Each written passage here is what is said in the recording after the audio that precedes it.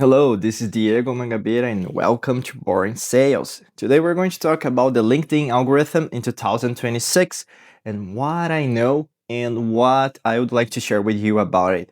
As you know, the LinkedIn algorithm, everybody talks about it, but nobody fully understands it. So there are a lot of changes. Even Google has a lot of changes. Now we're moving to an AI world. There's a lot of big changes moving towards it, but at the same time, every single tool has its own specifics, but LinkedIn has also its own. Okay, I'm going to tell you what I've observed and my team observed about my content and my clients' content. Okay, and I'm going to be really honest what I don't know, because anyone claiming to fully understand a proprietary algorithm is selling you something, because nobody knows. Only LinkedIn knows what their algorithm is ruling or even uh, changing in terms of every single part of it. LinkedIn doesn't publish the algorithm. Okay, nobody outside LinkedIn knows exactly how it works. What we do know and what we have is observable patterns from thousands of posts and content experiments that we here test and we could share with you today. I'm sharing patterns, not the gospel. So you could try by yourself as well, but at the same time, there's no way of doing that outside the battleground. So you need to do by yourself as well. Okay, but patterns we can recognize and we can see there's something that is repeating every single day. Okay, and what LinkedIn appears to reward. There are, let me see here, there are 5 steps that I'm going to share with you, and they're really something for you to pay attention or even to recalculate your route in terms of content marketing strategy or even your outreach strategy, outbound strategy. The first thing is early engagement in the first 60 to 90 seconds or minutes. Okay, in this case, it's minutes. So 1 hour and 1 hour and a half in terms of when you publish something and then you wait for the engagement. When a post goes live, LinkedIn tests it in a small sample of your audience. It does automatically.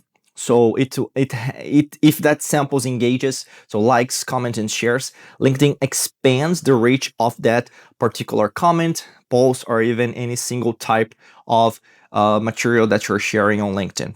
If it doesn't, the post dies quietly. Nobody knows, only yourself knows that that happened. So that's why posting time matters, and why replying to comments immediately after posting matters. Okay. The second trend, I'll say, comments over likes. So a comment today is a stronger signal to the algorithm than a like. So it's better to have more comments than likes. Comments indicate that content sparked a real reaction worth responding to. So one substantive comment is worth more than 10 likes in terms of distribution signal. So if we're going to say or even to share the best practice, I'll say that commenting is the best in strategy that you should invest not on your own methodology or your own post, but also for your clients. Okay. Dwell time. How long people spend reading our post before scrolling away. So long form content that people actually read performs better than content they skim. So pay attention. Today, even I don't know if we're going to share, but yeah, I'm going to share about it. But pay attention of the words that you picked to on a LinkedIn post.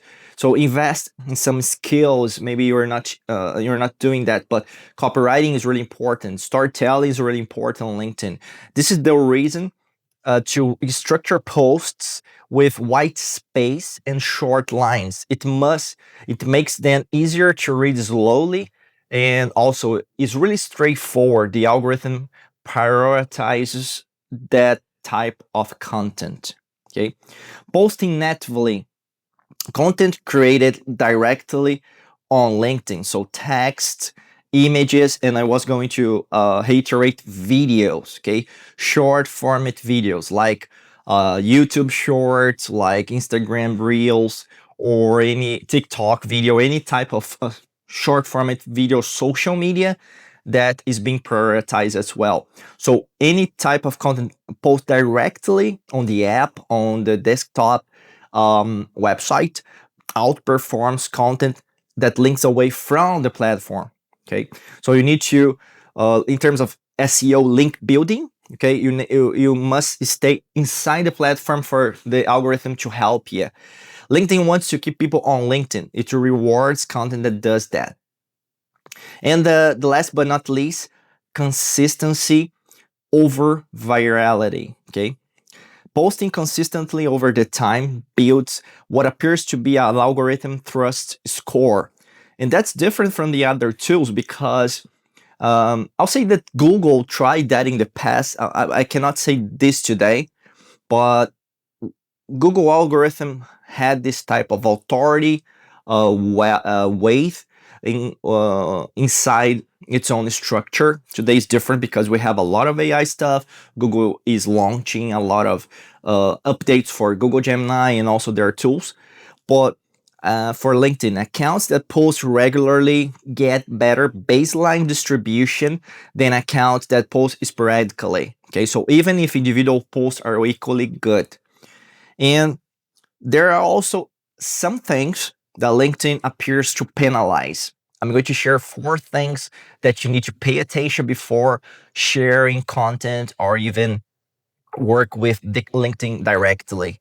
The first one is external links in the post body.